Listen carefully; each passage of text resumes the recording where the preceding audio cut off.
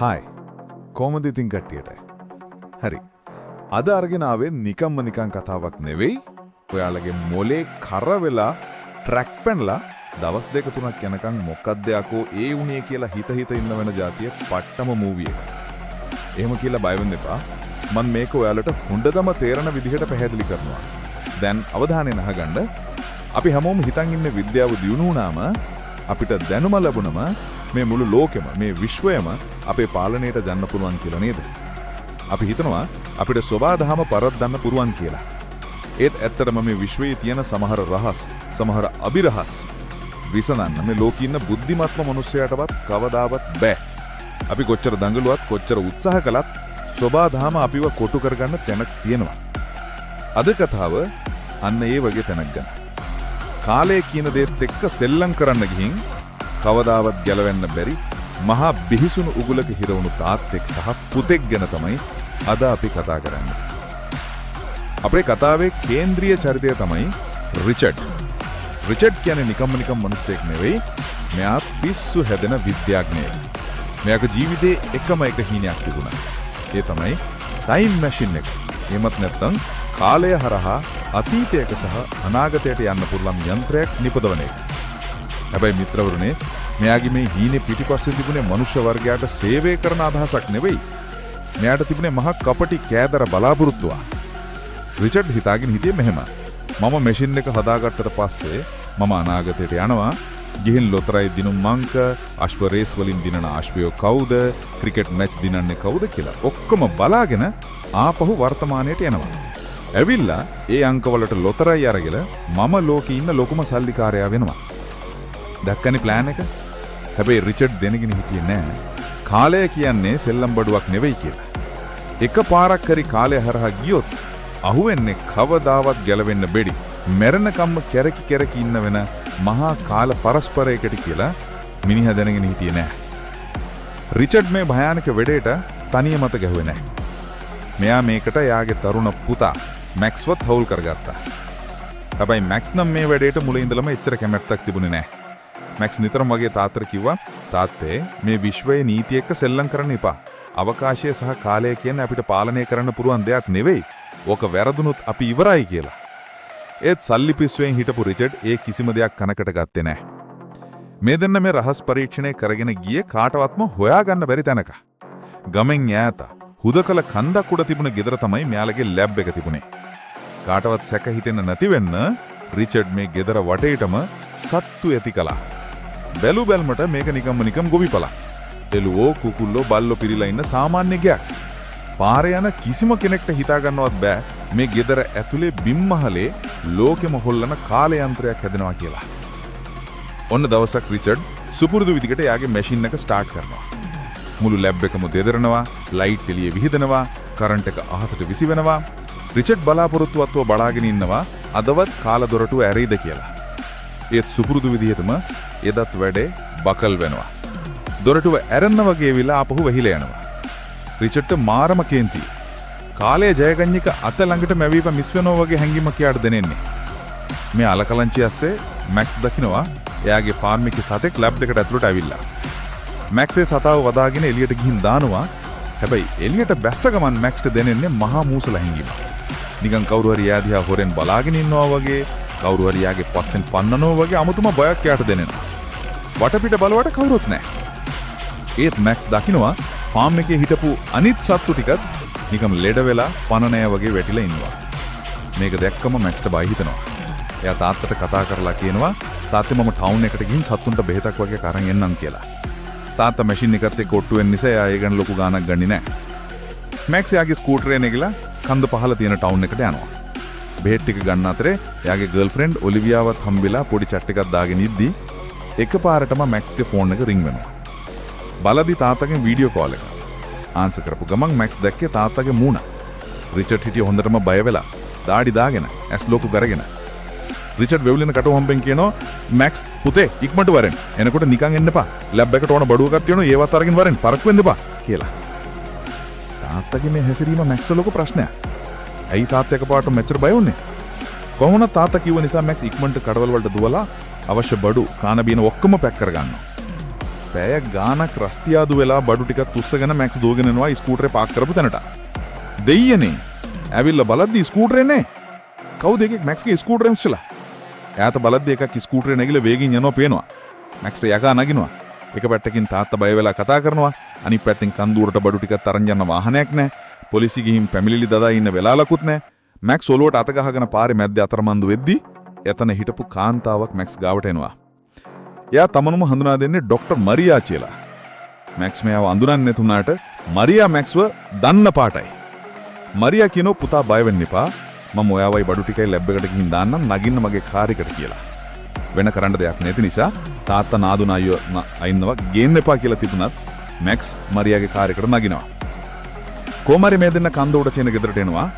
Max බඩු ටිකත් අරගෙන දුවලා ලැබ් එකට ඇතුළට ගියද්දි එයා දකින්නේ හිතා ගන්න බැරි දසුණක්. රිචඩ් මැක්ස්ගේ තාත්තා අර ටයිම් මැෂින් එක ඉස්සරහින් හිටපු ගමන් පිස්සුවෙන් වගේ මොනවද කියවනවා. ඒ විතරක් නෙවෙයි මෙත්තර කාල් වැඩ කරේ නැති කෙඩි කෙඩි තිබුණ කාල දොරටුව දැන් කිසිම අවුලක් නැතුව නිල් පාටට දිලිසි සුපිරියටම වැඩ කරනවා. මැක්ස් තාත්තා ගාවට දුවලා ගිරලා අහනවා තාත්තේ මොකද මේ වෙන්නේ? ඇයි මේ මැෂින් එක වැඩ කරන්නේ? ඇයි ඔයා බය වෙලා? හැබැයි රිචඩ් එක වචනයක්වත් කියන්නේ නැහැ. එයා එකපාරටම මැක්ස් දිහා බලලා කිසිම දෙයක් හිතන්නේ නැතුව මැක්ස්ව අර නිල් පාටට කැරකි තියෙන කාල දොරටුව ඇටුවට තල්ලු කරනවා. හිතා ගන්න පුරුවන්ද? Tamanගෙම තාත්තා Tamanව මෙහෙම දෙයකට තල්ලු කරයි කියලා. මැක්ස් දොරටුව ඇටුවට වැටෙනවත් එක්කම මුළු ලෝකෙම කනපිට ගැහෙනවා වගේ දැනෙනවා. ඇස් ඉස්සරහා පාට රවුම් කැරකෙනවා. ඔළුව පැලන්න වගේ රිදෙනවා. ඇඟ ඇතුලෙන් කරන්ට් එකක් යනවා වගේ දැනෙනවා. එකපාරටම ඔක්කොම කලවර වෙනවා. ටික වෙලාවකට මැක්ස් හැමීට ඇස් ඇරලා බලනවා. වටපිටාව හරිම නිස්කලංකයි. එයා ඉන්නේ ලැබ් එකේ බිම. එයාට හිතෙන්නේ තාත්තා යාව ගෙහුවා. නැත්තම් කරන්ට් එක වැදුනා කියලා. ඒත් එයා නැගිටලා එළියට ඇවිල්ලා බලද්දි තමයි වැඩේ තේරෙන්නේ. දැන් වෙලාව උදේ. ඊයේ රෑවින්න කලින් තිබුණු වෙලාව. ඒ විතරක් නෙවෙයි ඊයේ හැවස කවුද හොරෙක් උස්සගෙන ගියපු යාගේ ස්කූටරේ කිසිම කරදරයක් නැතුව මිදුනේ පාක් කරලා තියෙනවා. මැක්ස්ට පිස්සු වගේ. මේ වෙලාවේ රිචඩ් ලැබ් එකෙන් එළියට එනවා. ඇවිල්ලා මැක්ස්ව දැකලා තාත්තට හાર્ට් ඇටැක් එකක් එන්න වගේ වෙනවා. දෙයියනේ මැක්ස් උඹ කොහොමද මෙතන ඉන්නේ? මම දැන්නේ උඹ ස්කූටර් අරගෙන රවුන්ඩ් එක යනවා දැක්කේ? මෙන්න මෙතනදි තමයි මිත්‍රවරුනේ කතාවේ මොලේ කරවෙන තැන පටන් ගන්න. හොඳට අහගන්න. දැන් මේ ලැබ් එක ඉස්සරහා ඉන්න මැක්ස්, අපි යාට මැක්ස් නම්බර් 2 කියමු. කියන්නේ අනාගතේ ඉඳන් ආපු කෙනා. එතකොට වර්තමානයේ ඉන්න ඇත්ත මැක්ස් නම්බර් 1 මේ වෙද්දි ස්කූටර් එකේ නැගලා බෙහෙත් ගේන්න ටවුමට යනවා. ඒ කියන්නේ එකම වෙලාවේ මැක්ස්ලා දෙන්නෙක් මේ ලෝකේ ඉන්නවා. රිචඩ් මැක්ස් 2 අයිනකට අරගෙන ගිහින් සිද්ධිය පැහැදිලි කරනවා. පුතේ, අපේ පරීක්ෂණේ සාර්ථකයි. උඹ අනාගතයේ ඉඳන් ආය වර්තමානයට ඇවිත් තියෙන්නේ. හැබැයි දැන් පරිස්සම් වෙන්න ඕන. අර ටවුමට ගිය පරණ මැක්ස් උඹව දැක්කොත් ලොකු කාල පරස්පරයක් පැරඩොක්ස් එක ඇති වෙලා මුළු විශ්වයම විනාශ වෙන්න පුරුවන්. රිචඩ්ගේ ප්ලෑන් එක තමයි මේක. අර ටවුමට ගිය මැක්ස් නම්බර් 1 හවසට බඩුත් තරන් ආවම එයාව ටයිම් මැෂින් එකට දාලා අතීතයට යවනවා. ඒ කියන්නේ දැන් මේ මැක්ස් 2 ඉන්න තැනට. එතකොට මැක්ස් 1 මෙතනින් අතුරුදහන් වෙනවා. එතකොට ඉතුරු වෙන්නේ මේ අනාගතයෙන් ආපු මැක්ස් 2 විතරයි. එතකොට ප්‍රශ්නේ විසඳෙනවා. ලූප් එක සම්පූර්ණ වෙනවා. මේක ආපු මැක්ස් 2ට හිතා ගන්න බෑ. එයාට ඕන වෙනවා මේක ඇත්තක්ද කියලා බලන්න. එයා හොරෙන්ම කන්ද පහලට ගිහින් ටවුම පැත්තේ රවුමක් ගහනවා. එතකොට එයා දකිනවා ඔව් ඇත්තකම එයා වගේම තව කෙනෙක් එයාගේ අතීතය කඩේට වෙලා බඩු ගන්නවා. තමන් දිහාම තමන් බලන් ඉන්නවා වගේ දැනෙනකොට මැක්ස්ට හීන් දාඩිය දානවා. ඒ විතරක් නෙවෙයි මැක්ස් 2 දකිනවා එයාගේ අතීත මැක්ස් 1 අර ડોક્ટર මරියා එක්ක කතා කරනවා. ડોક્ટર මරියාගේ කාර් එකට එබිලා බලද්දි මැක්ස් 2 දකිනවා ෆයිල් වගේ. ඒවා පෙරලලා බලද්දි එයාට තරු විසි වෙනවා. ඒ ෆයිල් වල තියෙන්නේ රිචඩ් සහ මැක්ස් හොරෙන් කරපු ටයිම් ට්‍රැවල් පරීක්ෂණේ හැම විස්තරයක්ම. ඒ කියන්නේ ડોક્ટર මරියා කියන්නේ නිකම්ම කෙනෙක් නෙවෙයි. එයා මේ හැමදේම මුල ඉඳන්ම දැනගෙන මෙයාලගේ පස්සෙන් පන්නපු කෙනෙක්. මේ අතරේ රිචඩ් ලැබ් එකේ ඉඳන් අර මැක්ස්ට කෝල් එක ගන්නවා. අර මුලදී ආපු කෝල් එක. රිචඩ් බය වෙලා වගේ රඟපානවා. මොකද එයාට ඕන අර පරණ සිද්ධිය ඒ විදියටම සිද්ධ වෙන්න ඉඩ හරින්න. කොහොම හරි වෙලාලා හවසට ලඟ වෙනවා. මැක්ස් 2 ආපහු ලැබ් එකට එනවා. එයා හැංගිලා බලාගෙන ඉන්නවා. එයා දකිනවා මැක්ස් 1 මරියාගේ කාර් එකෙන් එනවා. මැක්ස් 1 ලැබ් එකට දුවලා යනවා. රිචඩ් මැක්ස් 1 වල්ලගෙන මැෂින් එකට තල්ලු කරනවා. හරියටම මුලදී උනේ වගේමයි. දැන් මැක්ස් 1 අතීතයට ගියා. දැන් ඉතුරු මැක්ස් 2 විතරයි. ප්‍රශ්නේ ඉවරයි නේද? නෑ මිත්‍රවරුනේ. නියම ප්‍රශ්නේ පටන් ගන්න දැන්. එකපාරටම ડોક્ટર මරියා ලැබ් එකට කඩාගෙන පැනලා රිචඩ් එක්ක වාද කරන්න ගන්නවා. මේ වාදේ දුරදිග් ගිහින් ડોક્ટર මරියා රිචඩ්ව තල්ලු කරනවා. රිචඩ් විසිවිලා ගිහින් කන්දෙන් පහලට වැටෙනවා. රිචඩ් එතනම මැරෙනවා. මේක හැංගිලා බලන් හිටපු මැක්ස් 2ට දරා ගන්න බෑ. එයාගේ තාත්තව මරියා මැරුවා. කේන්තියෙන් පුපුර මැක්ස් 2 තීරණය කරනවා තාත්තව බේර ගන්න නම් ආපහු අතීතයට යන්න ඕන කියලා. එයා ආයෙත් වැඩ කරන ටයිම් මැෂින් එකට පැනලා අතීතයට යනවා. දැන් කල්පනා කරලා බලන්න. මැක්ස් 2 කියන්නේ දැනටමත් අනාගතේ ඉඳන් ආපු කෙනෙක්. එයා ආයෙ අතීතයට ගියාම මොකද වෙන්නේ? දැන් එකම දවසේ මැක්ස්ලා 3 දෙනෙක් ඉන්නවා.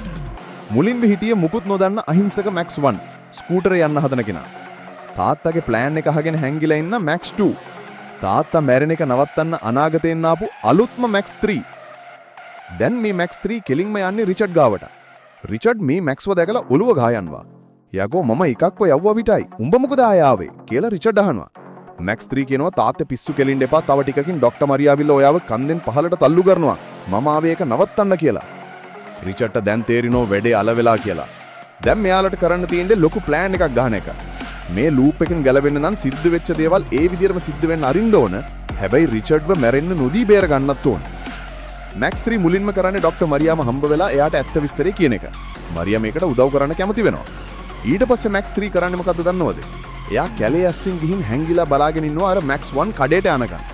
මැක්ස් 1 කඩේ ඇතුළට ගියාම මැක්ස් 3 හිමින් සැරේ ඇවිල්ලා මැක්ස් 1 ගේ ස්කූටර් එක හොරකම් කරනවා. දැක්කද මිත්‍රවරුනේ? කතාවේ මුලදී ස්කූටර් එක නැත්තේ හොරෙක් අරන් නෙවෙයි. අනාගතේ නාපු මැක්ස්ම තමයි ඒක අරන් ගිහින් තියෙන්නේ. සිද්ධ වෙන්න තියෙන දේවල් ඒ විදිහටම වෙන්න එපයිද? ඊට පස්සේ ප්ලෑන් එකේ හැඩට රිචඩ් අර හැංගිලා ඉන්න මැක්ස් 2ව පොල්ලකින් ගහලා සිහිය නැතුව කරනවා. ඊට පස්සේ රිචඩ් සහ මැක්ස් 3 එකතු වෙලා පිදුරු වලින් රිචඩ් වගේ බොරු මිනිස්සෙක් හදනවා පඹයක්. අවසරට ડોක්ටර් මරියා ලැබ් එකට ආවම එයා කරන්නේ රිචඩ්ව මැරෙන එක නෙවෙයි. අර පිදුරු පඹයාව කන්දෙන් පහලට තල්ලු කරන එක.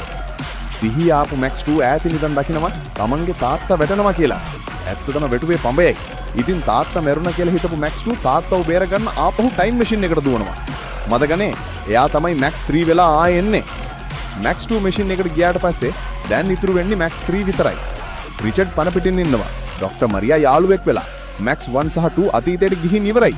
වාහ් ඇති යන්තම්. රිචඩ් හිතනවා දැන් නම් ඔක්කොම හරි. ලූප් එක ඉවරයි. දැන් ඉන්නේ එක මැක්ස් කෙනයි. රිචඩ් සතුටින් මැෂින් එක ඕෆ් කරන්න ස්විච් එක ගාවට යනවා.